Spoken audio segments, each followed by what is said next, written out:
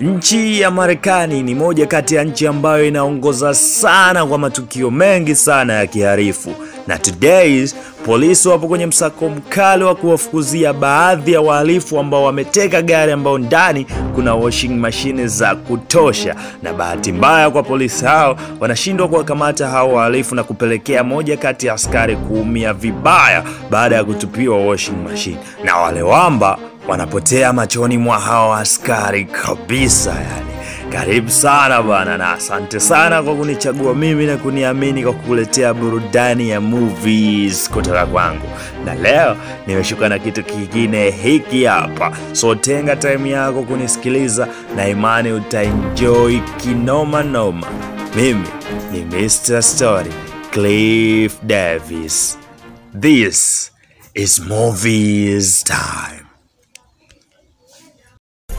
Sasa kuna mwamba huyo hapa bwana anaitwa Walker, na mshikaji yeye ni askari ambaye ana deal na wahalifu wakubwa wale masuala ya drug dealers pamoja na mambo mengine. Sasa wakati yuko njiani na partner wake wa kazi ambaye anaitwa Ellie, wanapata notification kwamba inabidi waende kwa mjengo mmoja hivi kuna mauaji yametokea. So ikabidi achapigia hadi eneo la tukio. Sasa wanafika pale wanakuta idadi kubwa ya watu wameuawa na inaonekana kuna biashara haramu ambayo ilikuwa inafanyika eneo lile. Na kitu kizuri kwao wanafanikiwa kupata footage ambayo inaonyesha watu wawili ambao wametoka kwenye huo mjengo. Lakini mwamba alipoangalia vizuri akagundua kuwa huyu anayemuona hapa anamjua na ni mtoto wa mzee mmoja hivi ambaye anatarajia kugombea nafasi ya kuwa kiongozi mkubwa katika huo mji. Na huyo mzee anashirikiana na Walker pamoja na maaskari wengine katika kufanya mambo yao ya kihalifu. So mwamba ili kuona mambo yasije yakawa mengi akamfuata huyo mzee ili kumwelekeza kile ambacho kinaendelea kuhusu mtoto wake.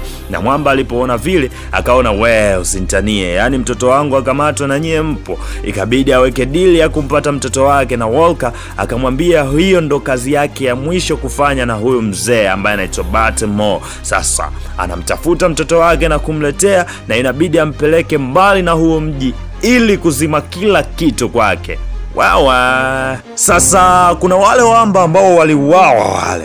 Sasa mama wa kiongozi wa lile kundi akapata taarifa kuwa mtoto wake kauawa. So naye akawakaja kwa ajili ya kujua nini kinachoendelea. Naye pia akapata kuziona zile footage za wale madogo. So naye ikabidi atoe kazi ya kutafutwa kwa hao watu wawili na waseme nani aliyehusika na mauaji ya mtoto wake. Sasa mchezo ukawa ni maaskari wanawatafuta hao madogo. Huyu mama mwenye kundi la kihalifu naye pia anawatafuta hawa madogo, na kwa Walker naye anatafuta hawa madogo, na kila mmoja na nia yake. Ila sana sana ni huyo dogo Black kwa sababu ni mtoto wa kiongozi.